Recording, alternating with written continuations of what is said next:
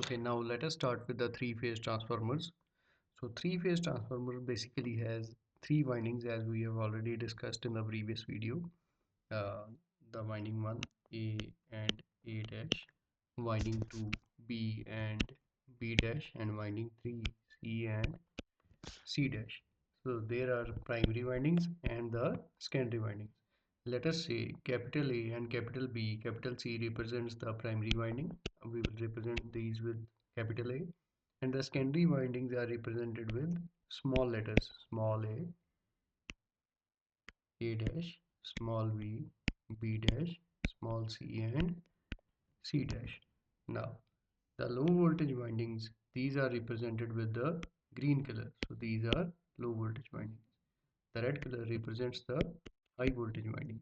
For economical reasons and to reduce the losses, we generally wound low voltage winding on the inner side and high voltage winding on the outer side. High voltage winding is wound on the outer side.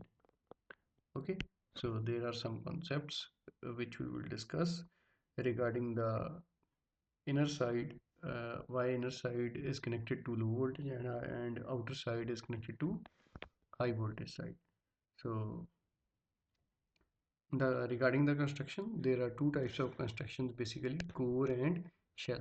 This is the core type construction. Now the thing to understand is that the material used is laminated silicon steel or core or soft iron core is used. It is having high permeability to reduce the losses.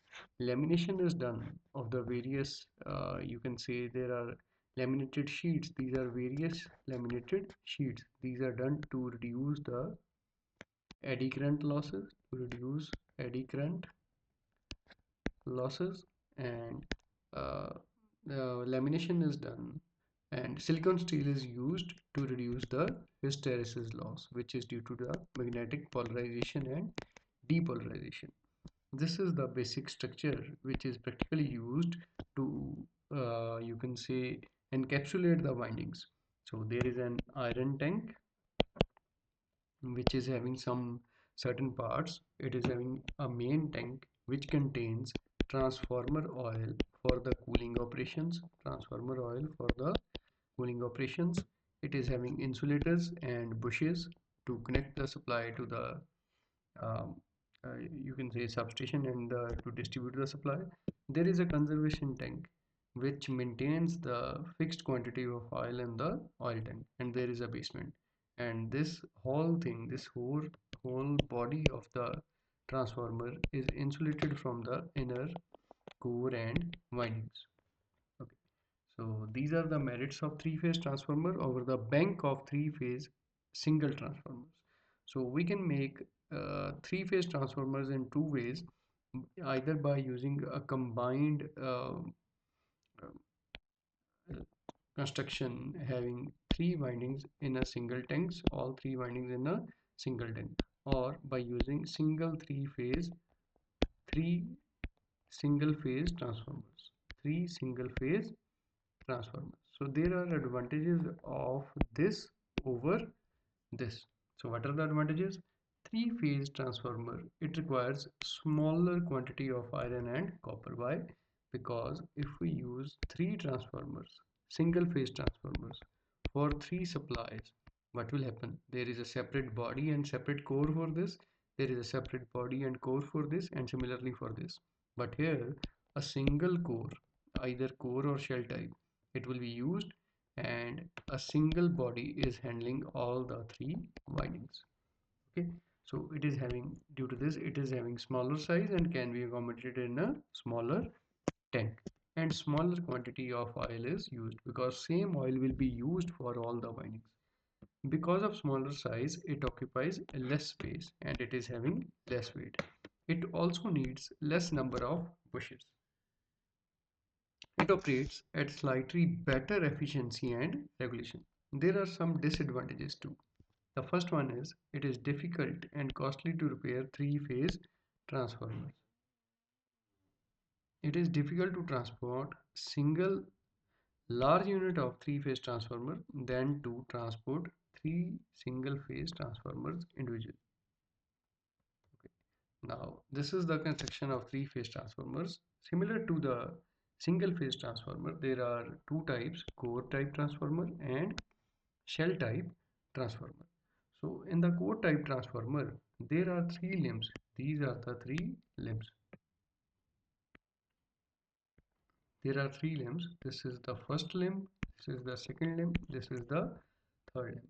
So the, around these limbs, which are having equal size, equal diameter, they are having equal size in the core type construction.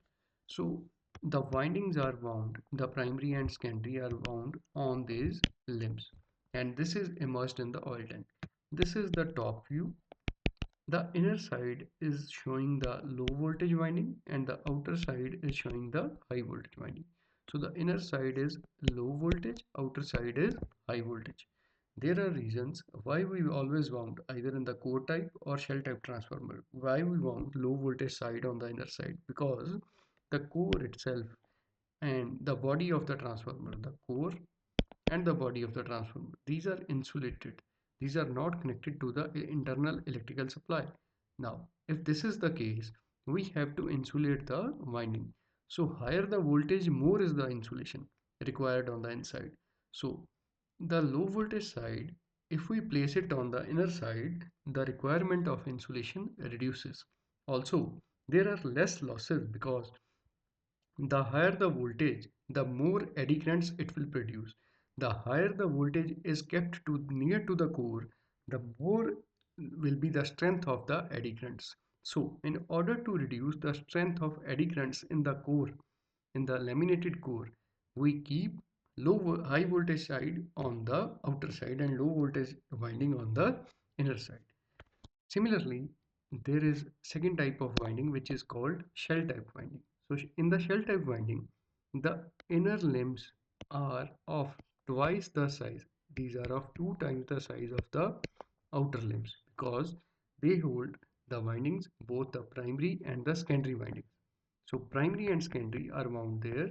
The second winding is kept there and it is wound anti-clockwise to maintain equal flux distribution. To maintain equal flux distribution. So one winding is wound clockwise, another winding is wound anti-clockwise. So in this way, winding on the transformer cores is done. Core type and shell type transformers. Now, the next topic is determination of relative primary and secondary windings. Relative primary and secondary windings in case of three-phase transformer. So why we need this? Sometimes in case of older transformers, as we use, the marking of the transformer might get erased.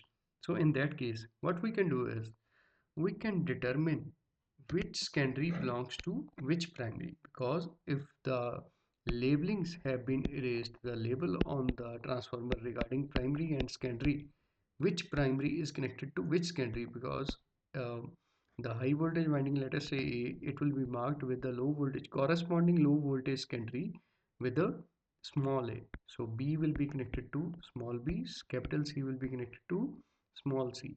So I am talking with respect to A and A dash, similarly B and B dash. Similarly here it will be A1 and A2. So which primary is connected to which secondary? So because there are three primaries and there are three secondaries. So which primary is connected to which secondary? But how we can locate this? So we connect a voltmeter across the secondary and circulate a small current in the primary. So what we do is, in the primary we give a little DC current, and in the secondary either we connect voltmeter to this or we connect voltmeter to this or to the third winding.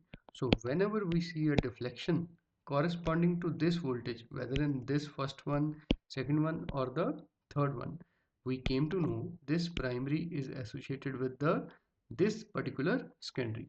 So while doing this, what we have to take care is we have to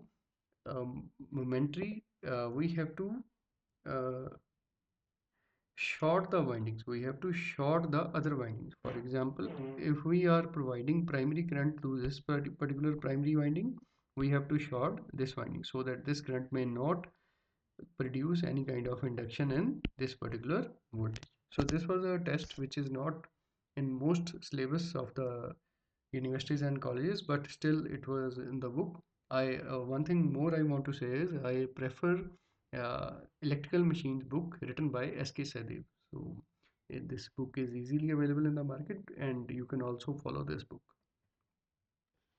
So this particular topic is related to the dot convention. So in the single phase transformers, as we do dot convention, similarly is the polarity of transformer windings. So if the dot is here on the primary and dot is there on the secondary, that means the phase will be like this. The phase difference will be like this. But if the dot is on the other end, if this is the primary supply, it is in this way. The dot here means it will be inverted by 180 degree. So that means this will be the negative and this terminal will be the positive supply. So uh, in the next video we will do connections of the windings of three-phase transformers. Till now I think that is fine, and if you are having any doubts you can mention the doubts in the comment section.